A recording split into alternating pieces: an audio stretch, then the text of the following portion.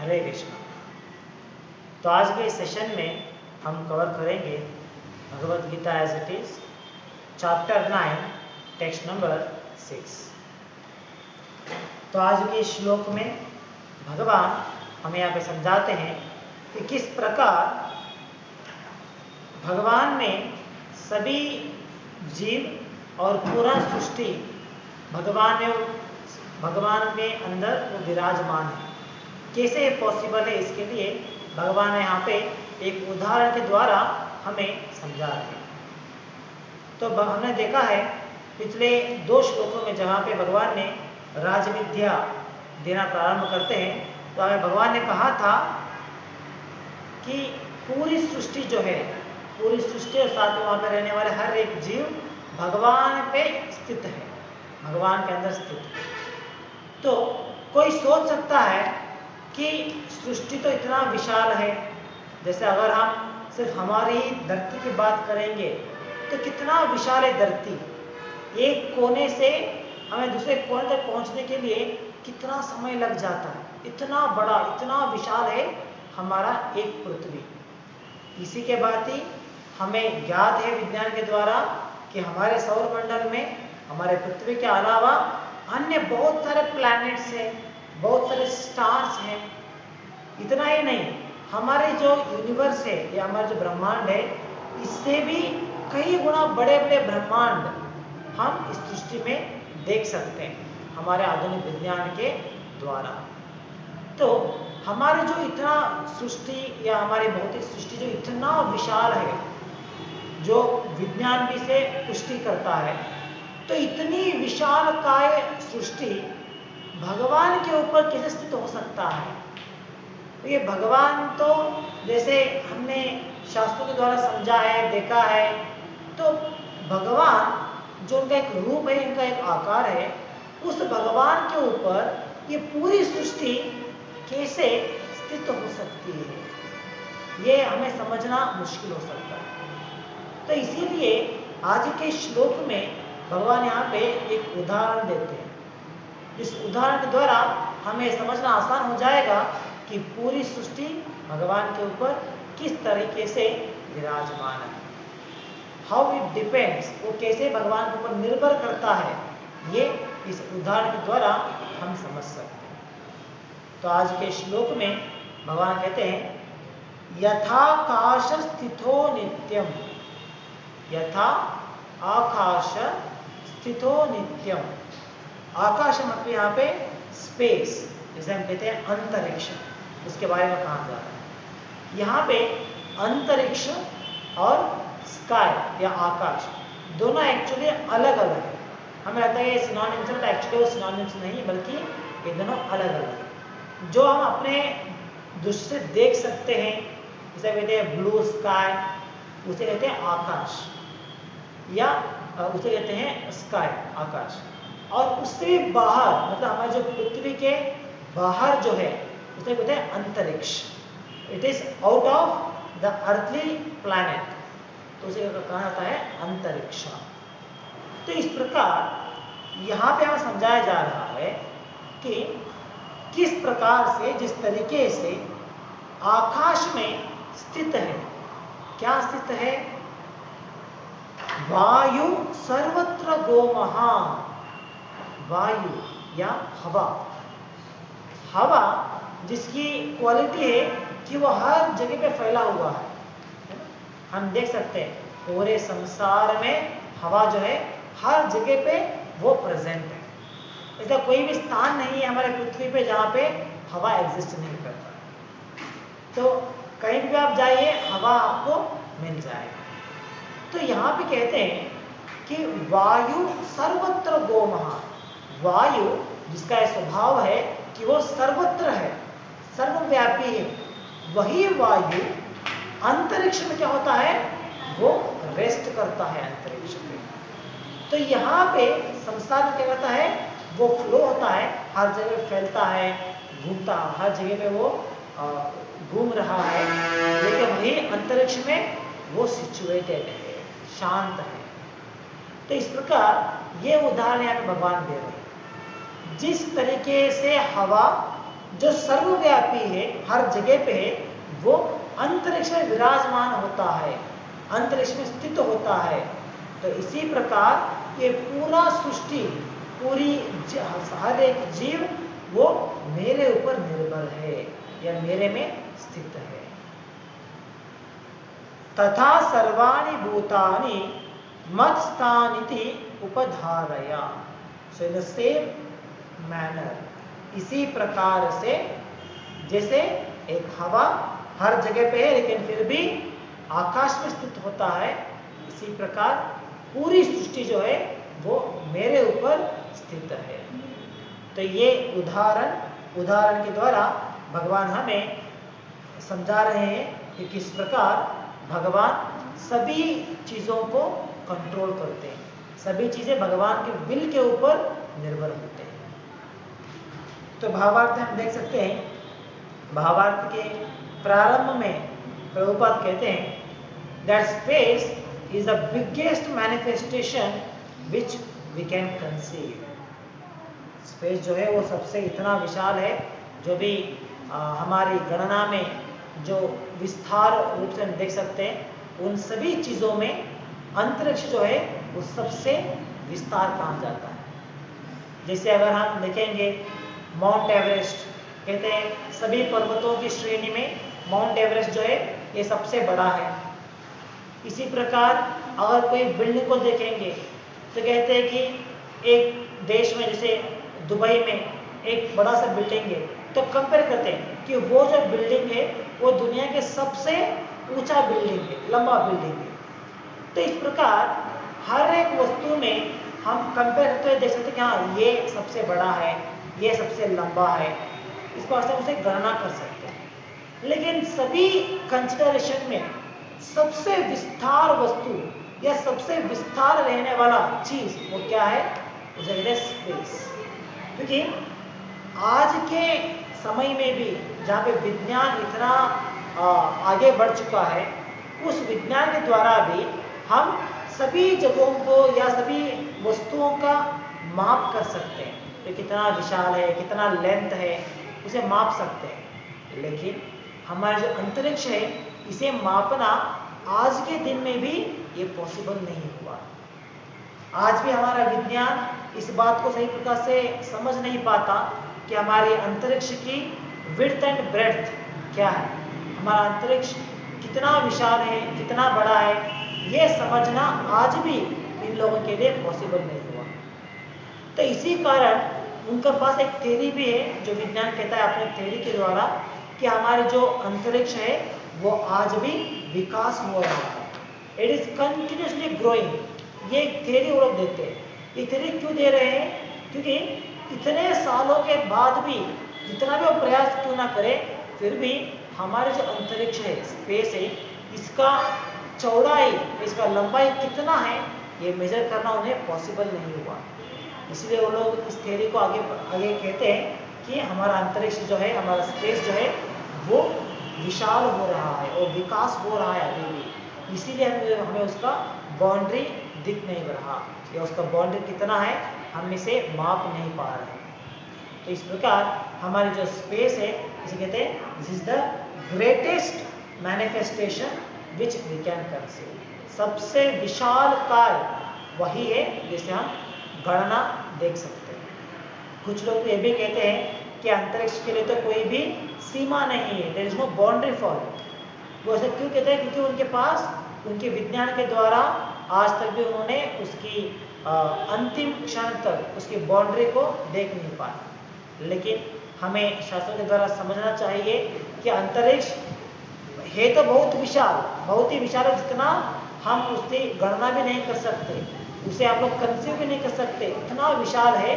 लेकिन वो अनियमित नहीं है, उसका भी एक बाउंड्री है, उसका भी एक स्टेज है जहाँ पे हमारा स्पेस खत्म हो जाता है।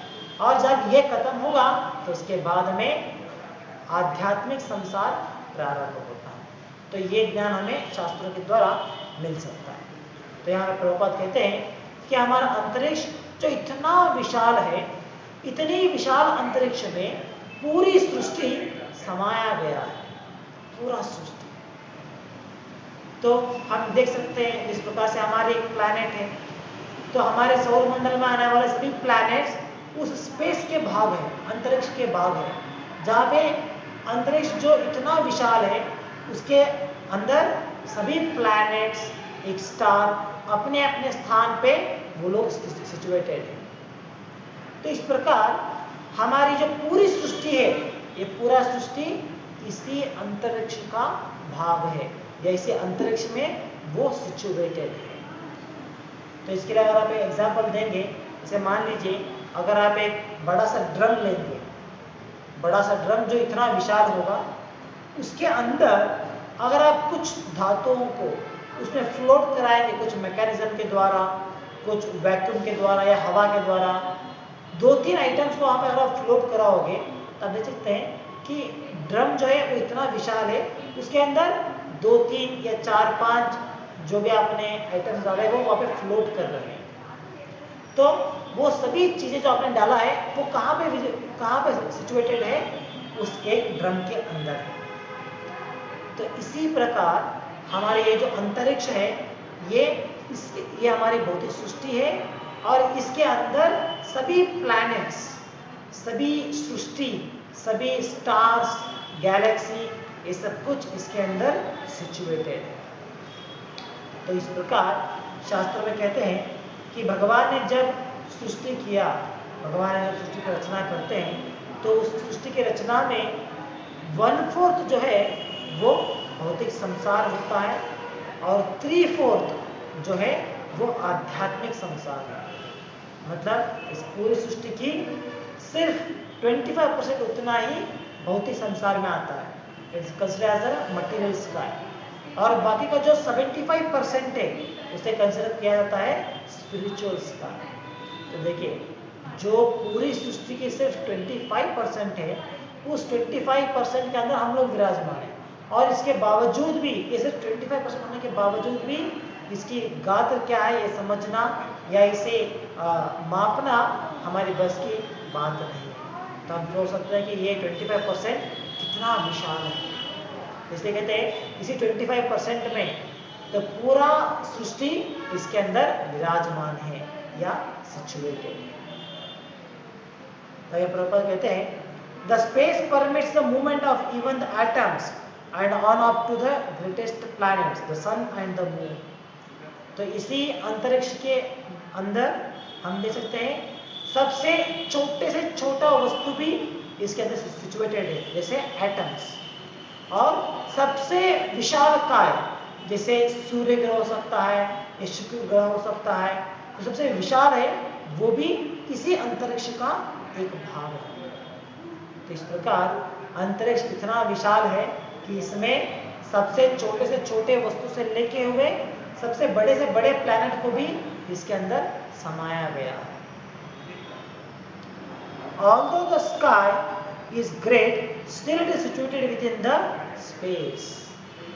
तो यहाँ पे प्रभुपाद कहते हैं कि हमारी जो आकाश है या हमारी हवा जो एयर है, तो ये विशाल तो है, लेकिन फिर भी ये इस अंतरिक्ष का ही एक भाग है, या अंतरिक्ष के ऊपर ये सिचुएटेड किया गया है। जैसे हम देख सकते हैं हमारी जो आकाश है, जैसे हम देख पाते हैं जहाँ पे पक्षियाँ उड़ते हैं या पंछियाँ उड़ते हैं, वही आकाश इतना विशाल दिख रहा है, लेकिन फिर भी ये उसी अंतरिक्ष का एक भाग है। तो इसी प्रकार भौतिक सृष्टि जो इतना विशाल है, ये भगवान के ऊपर विराजमान है। इसे समझना कभी कभी हो सकता है, आप लोग सोच सकते हैं ये बहुत इनकंसेबल समझना। कुछ लोग कहते हैं बहुत डिफिकल्ट है समझना, ये कैसे पॉसिबल है कि भगवान का एक स्वरूप है, भगवान का एक फॉर्म है, और पूरी सृष्टि उनके ऊपर विराजमान है। ये समझना बहुत मुश्किल लगता है। तो इसीलिए कभी कभी लोगों को ये मायावादी तत्व जो है वो आकर्षणीय लगता है, वो अपीलिंग लगता है, क्योंकि वहाँ पे तो भगवान का रूप को वो लोग गणना नहीं करते हैं, वो लोग कंसिडर नहीं करते कि भगवान का रूप है। वो लोग कहते हैं कि भगवान तो निराकार है, कोई आकार ही नहीं, वो तो विस्तार है। तो जब एक भगवान या परम सत्य जो विशाल है, इसको आकार नहीं है, अगर हम कहें कि उसके ऊपर ये पूरी सृष्टि स्थित है, तो थोड़ा बहुत लॉजिकल लगता है। कि हाँ हो सकता है। लेकिन जब शास्त्र के द्वारा में ये समझ में आता है कि इस निराकार ब्रह्मन के पीछे भगवान का एक फॉर्म है, एक रूप है, जो परम सत्य का आखिरी स्टेज है, तो उस परम सत्य के आखिरी स्टेज में उस भगवान के स्वरूप में भगवान इस पूरे संसार को मेंटेन कर रहे हैं, या ये पूरा संसार उनके अंदर विराजमान है, उनके अंदर स्थित है। तो ये समझना हमें बहुत बार इनकंसीवेबल लगता है, बहुत मुश्किल लगता है इसे डाइजेस्ट कर पाना, ये कैसे हो सकता है। तो इसका मुख्य कारण क्या है? इसका मुख्य कारण है कि हम स्वयं भगवान को भी अपने दृष्टिकोण से देखने का प्रयास करते हैं। जैसे हमारा एक आकार है, हमारी एक फॉर्म है, तो हमारे लिए कुछ लिमिटेशंस हैं, हमारे लिए कुछ नियम हैं। तो हम क्या करते हैं, जब भगवान की भी एक आकार है, हम समझते हैं, हम इस विषय को प्राप्त करते हैं कि भगवान के पास एक आकार है, भगवान पे एक फॉर्म में मौजूद है, तो हम क्या करते हैं, भगवान को भी हमारे बराबर सोचना प्रारंभ कर देते हैं। हम सोचते हैं कि भगवान भी हमारी तुलना में, हमारी गणना में भगवान को भी हम देखना प्रारंभ करते हैं। तो यही हमारी सबसे बड़ा भूल हम कह सकते हैं। जैसे मान लीजिए, जब हम कहते हैं कि भगवान को एक फॉर्म है, और हमारे पास जो फॉर्म है, जो रूप है, इस रूप में बहुत सारी डिफिकल्टीज हमने देखा है। जैसे मान लीजिए, अब हमारे पास एक रूप है, इस रूप के द्वारा बहुत सारे लिमिटेशंस है। जैसे कि मैं हवा में उड़ नहीं सकता हूँ, मुझे ज़मीन पे चलना पड़ता है, मैं कहीं पे भी अदृश्य होते हुए कहीं और जगह प्रत्यक्ष नहीं हो सकता हूँ। तो ये हमारे लिए पॉसिबल नहीं हो रहा है हमारे फॉर्म के लिए। तो हम सोचते हैं कि भगवान के पास एक फॉर्म है, एक रूप है, तो वो भी हमारे जैसे ही उनका भी एक फॉर्म है। जिस तरीके से मेरे फॉर्म के लिए कुछ लिमिटेशंस है, इसी प्रकार उनके फॉर्म के लिए भी कुछ लिमिटेशन होना चाहिए। ये हम लोग गलत अंडरस्टैंडिंग प्राप्त कर लेते हैं। और इसी प्रकार हम सोचते हैं, जैसे मेरा जो रूप है ये शाश्वत नहीं है, ये नाश हो जाएगा, तो इसी प्रकार भगवान का भी जो रूप है वो भी शाश्वत नहीं है, वो भी नाश हो जाएगा। ये हम लोग सोचते हैं। हम सोचते हैं जैसे मेरा ये रूप है, ये बुढ़ापे में आएगा, कभी भी चेंज होता रहेगा, इसका फॉर्म चेंज होता रहेगा, तो हम सोचते हैं इसी प्रकार भगवान का रूप भी चेंज होता रहेगा, वो भी बुढ़ापे में आएगा। तो यहाँ पे मूल प्रॉब्लम, यहाँ पे बेसिक प्रॉब्लम क्या है, वो हम हमारे रूप को और भगवान के रूप को एक ही नज़र से देखना प्रारंभ करते हैं। हम एक ही नज़र से उन्हें देखते हैं। तो इसीलिए हमें लगता है कि ये हमें इनकंसीवेबल लगता है कि पूरा सृष्टि भगवान के ऊपर विराजमान कैसे हो सकता है। भगवान तो हमारे से एक फॉर्म में है ना, और एक रूप में है भगवान का भी, तो एक रूप में होते हुए वो कैसे इस पूरी सृष्टि को अपने अंदर समा सकते हैं। तो इसे समझना हमारे इनकंसीवेबल लगता है। इसीलिए आचार्य प्रभुपाद हमें समझाते हैं कि भगवान का जो रूप है वो हमारे रूप के जैसा नहीं है। हमारा रूप ये जो है ये तो भौतिक है, और भगवान का रूप जो है वो संपूर्ण आध्यात्मिक है। जो लिमिटेशंस हमें इस शरीर में प्राप्त होते हैं, उसमें किसी भी लिमिटेशन भगवान के रूप में नहीं देख सकते।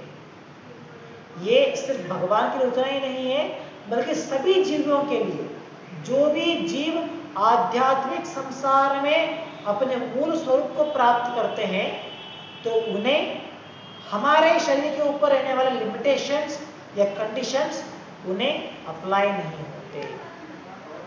तो इसलिए हमें, जब हम भगवान को हमारे भौतिक दृष्टिकोण से देखना बंद करेंगे, हमारे भौतिक अपने शरीर की तुलना में देखना बंद करेंगे, तभी भगवान को या भगवान के इस ज्ञान को हम समझ सकेंगे।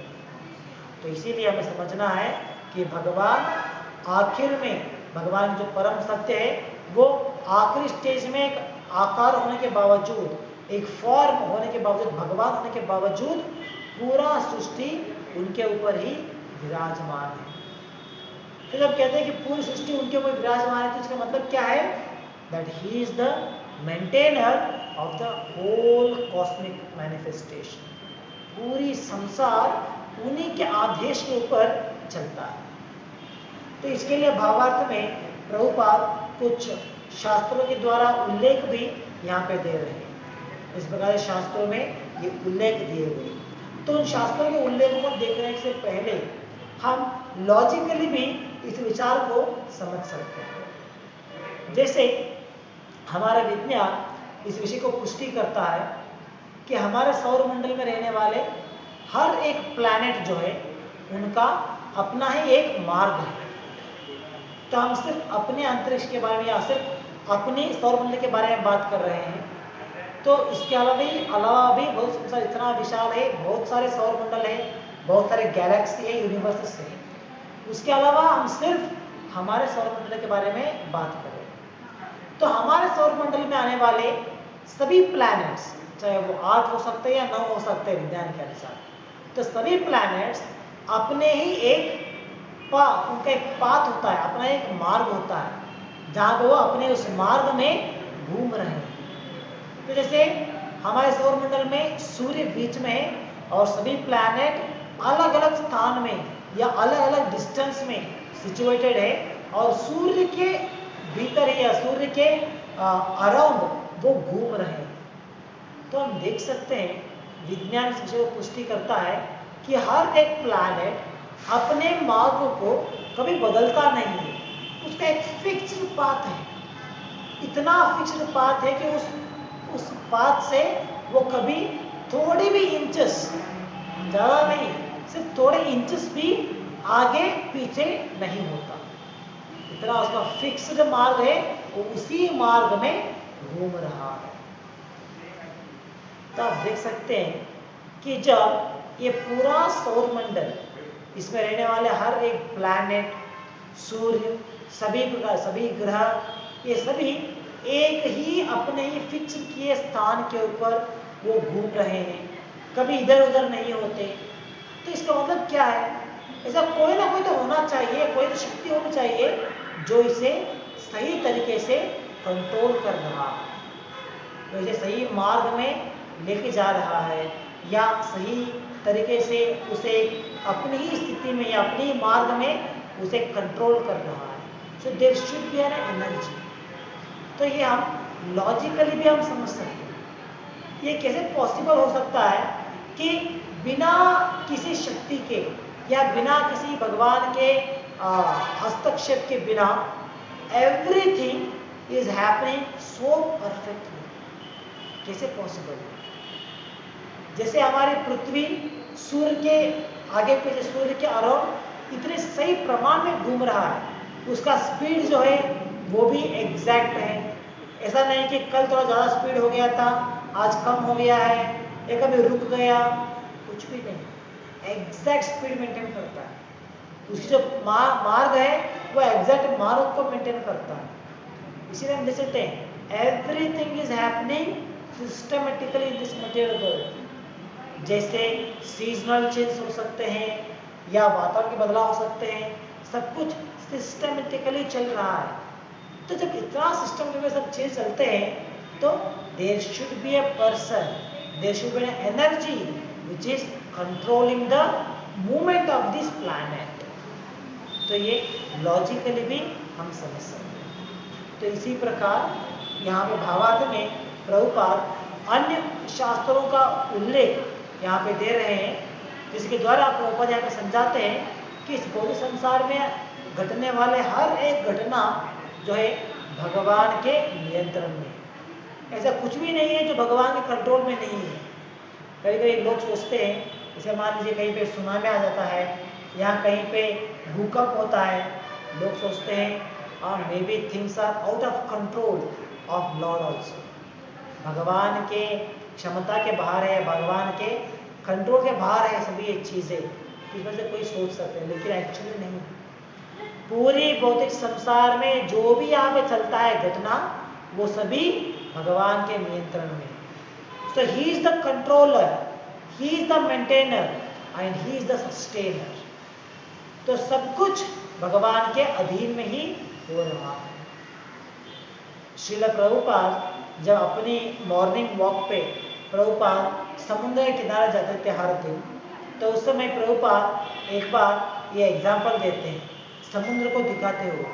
प्रभुपाद कहते हैं कि समुद्र इतना विशाल है और समुद्र में इतना पानी भरा हुआ है कि अगर समुद्र चाहेगा तो इस पूरी पृथ्वी को वो कवर कर सकता है, सभी जमीन के ऊपर पानी पानी रहेगा, वो पॉसिबल है।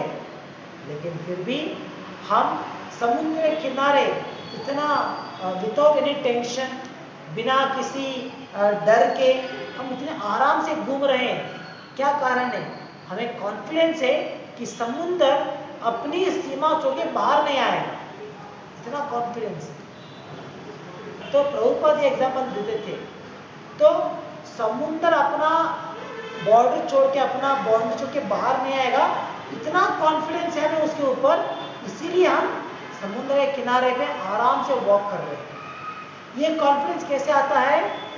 ये कॉन्फिडेंस शास्त्रों के द्वारा आता है कि शास्त्रों में कहते हैं कि भगवान ने आज्ञा दिया है यहाँ पे सभी चीज़ों को किस प्रकार से संचालित करना है, किस प्रकार से मेंटेन करना है, ये सभी भगवान के आज्ञा के द्वारा चलता है।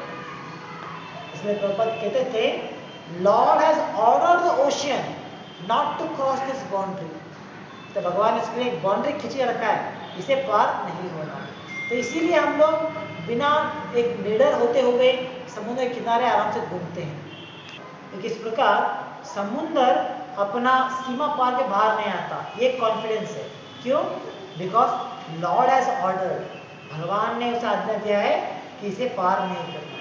तो इसी के लिए हम आराम से यहाँ पे घूम सकते हैं। तो इसी प्रकार प्रभुपाद यहाँ पे भावार्थ में कुछ उदाहरण दे रहे हैं, कुछ शास्त्रों को उल्लेख दे रहे हैं कि किस प्रकार भौतिक संसार में घटने वाले हर एक घटना भगवान के आधार के ऊपर चलता है, भगवान के ऊपर निर्भर है। इसके लिए कुछ एग्जाम्पल्स यहाँ पे प्रभुपाद दे रहे हैं। तो कहते हैं Similarly, all the wonderful cosmic manifestations are existing by the supreme will of God, and all of them are subordinate to that supreme will. As they generally say, not a blade of grass moves without the will of the supreme person of Godhead. Thus, everything is moving under His will. By His will, everything is being created, everything is being maintained, and everything is being annihilated. देखिए, भगवान के आज्ञा के अनुसार, भगवान के will के अनुसार भौतिक संसार में हर एक कार्य यहाँ पे चल रहा है। तो जब हम ये शास्त्र में कहते हैं that everything is situated in Krishna और everything is situated on the supreme Lord, तो इसका दूसरा मतलब भी ये आ सकता है that everything is happening on the will of the supreme Lord। तो जैसे कहते हैं ना कि भगवान के आज्ञा के बिना एक तिनका भी हिल नहीं सकता है, तो ये एक्चुअली सही है।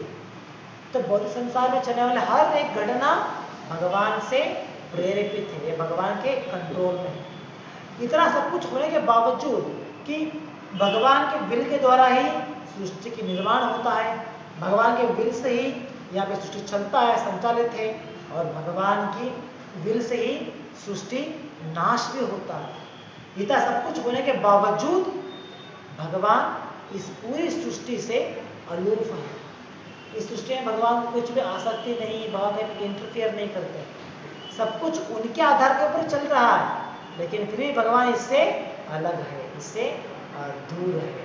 He is not interested with this material creation. तो ये भगवान की स्थान है। तो इसके द्वारा हम समझ सकते हैं कि किस प्रकार सभी पूरा सृष्टि भगवान के ऊपर विराजमान होने के बावजूद भगवान इससे अलग अपने स्वरूप में, अपने ओरिजिनल फॉर्म में भगवान सिचुएटेड होते हैं। तो इसके लिए प्रभुपाद यहाँ पे शास्त्रों का कुछ उल्लेख कहते हैं। प्रभुपाद यहाँ पे कहते हैं, अरे ये मार्च बेटा का तुला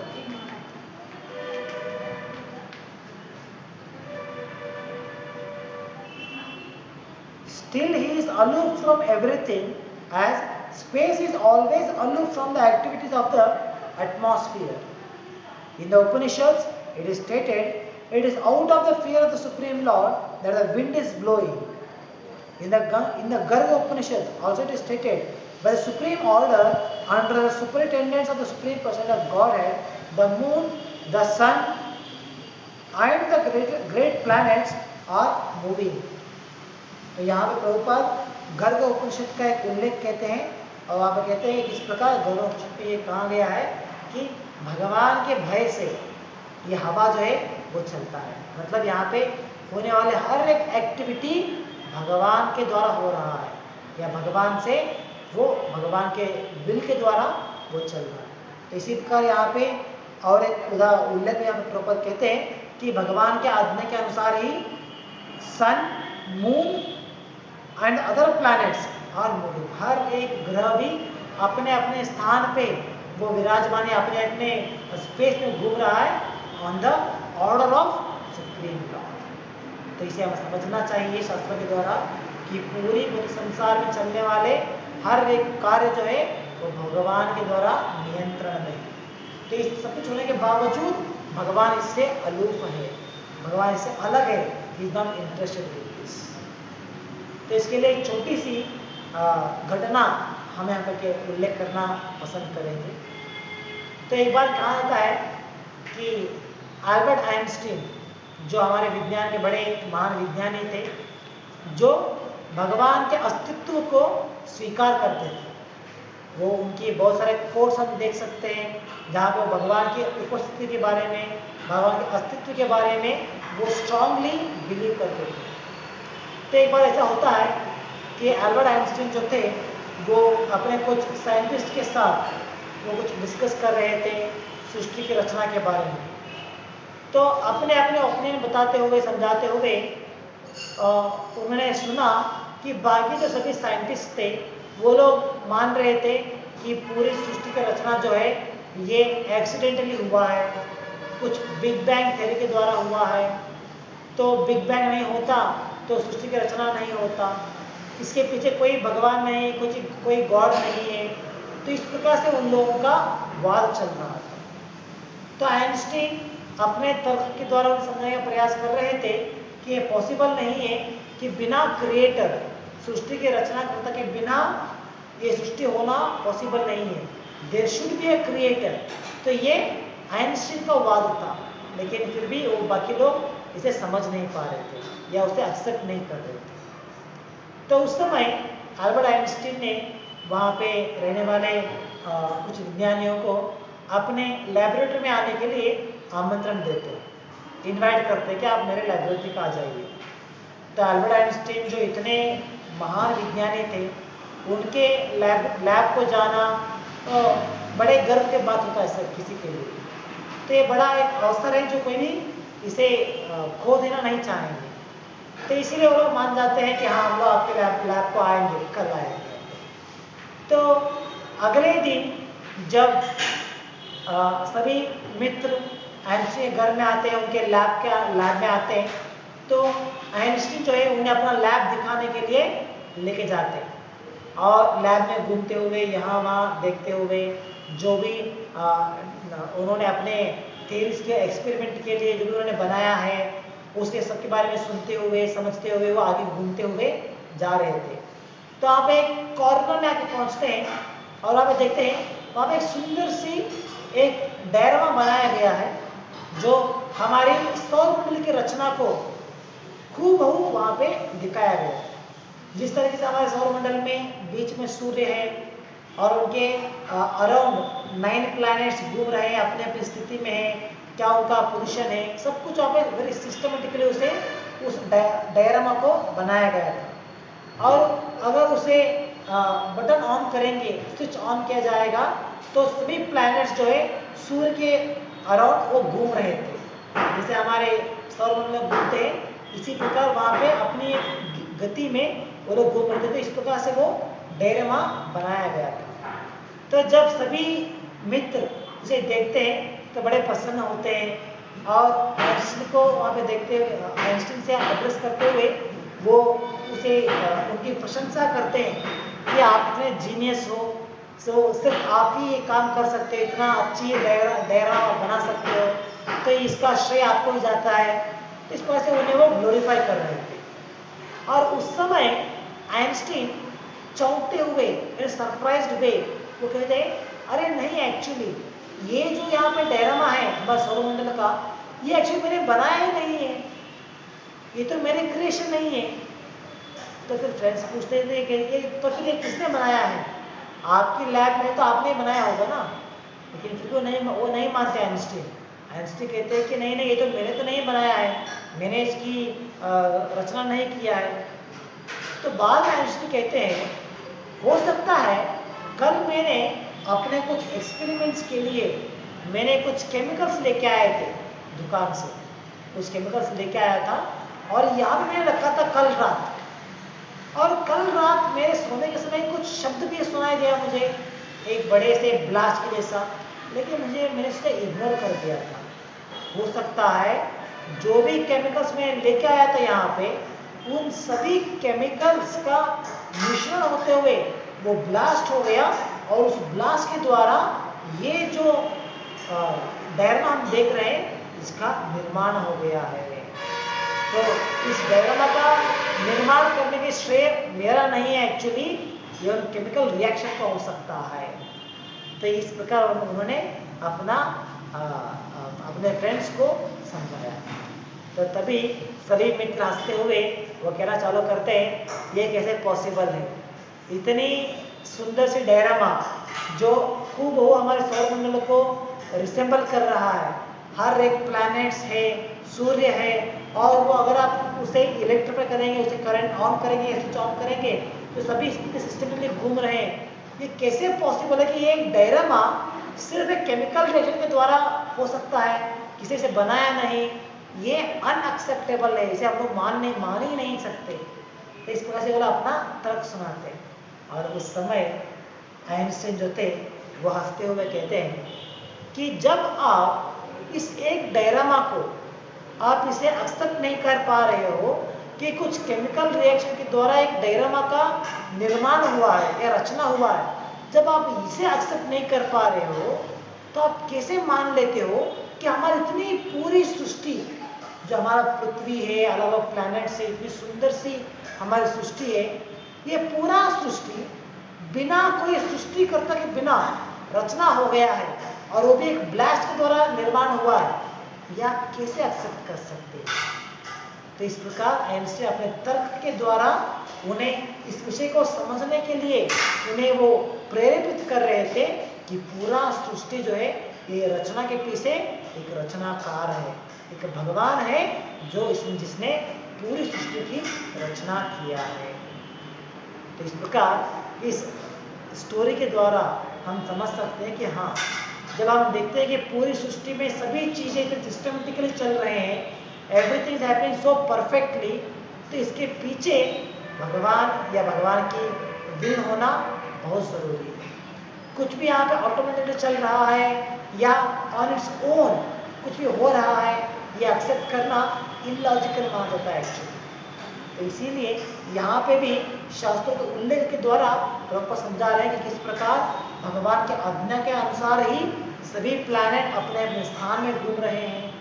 ऐसा नहीं होता है कि आज हमारी पृथ्वी है वो सूर्य के अराउंड घूम रहा था और कल थोड़ा इनबैलेंस हो गया, कहीं और पे निकल गया, ऐसा नहीं होता। वाई क्यों नहीं होता? क्योंकि सभी भगवान के अधीन में है, everything is under the control of the supreme Lord. तो इसी प्रकार ब्रह्म संहिता के द्वारा भी यहाँ पे उल्लेख दिया जा रहा है कि किस प्रकार सूर्य जो है, सूर्य जो पूरी हमारे सौर मंडल को या जो ओझल देता है, प्रज्वल देता है, प्रकाश देता है, उसे का वहाँ पे कंपेयर किया जाता है कि ये भगवान का एक नेत्र है।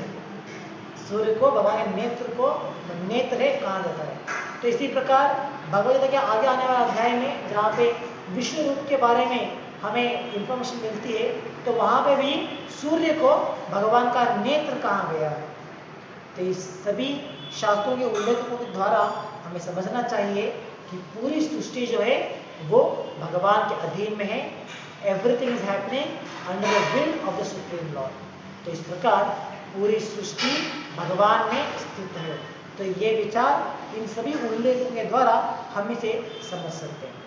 हो सकता है कि हमें हमारी बुद्धि के लिए कंसीव करना मुश्किल हो कि भगवान के अंदर कोई सृष्टि से विराजमान है, लेकिन जो एग्जाम्पल यहाँ पे दिया गया है आसमान और हवा का, इस एग्जाम्पल के द्वारा हम समझ सकते हैं कि हाँ, जिस तरीके से हवा सभी जगह पे है लेकिन फिर भी वो अंतरिक्ष में विराजमान होता है, तो इसी प्रकार भगवान जो अपने ही ग्रह पे अपने फॉर्म में है, तो पूरी सृष्टि उनमें विराजमान है, उनमें स्थित है। तो ये हमें समझ सकते हैं। तो यहाँ पर समाप्त करेंगे आज के लिए। ग्रंथराज श्रीमद् भगवद गीता की जय। जगत गुरु श्री प्रभुपाद की जय। हरे कृष्ण।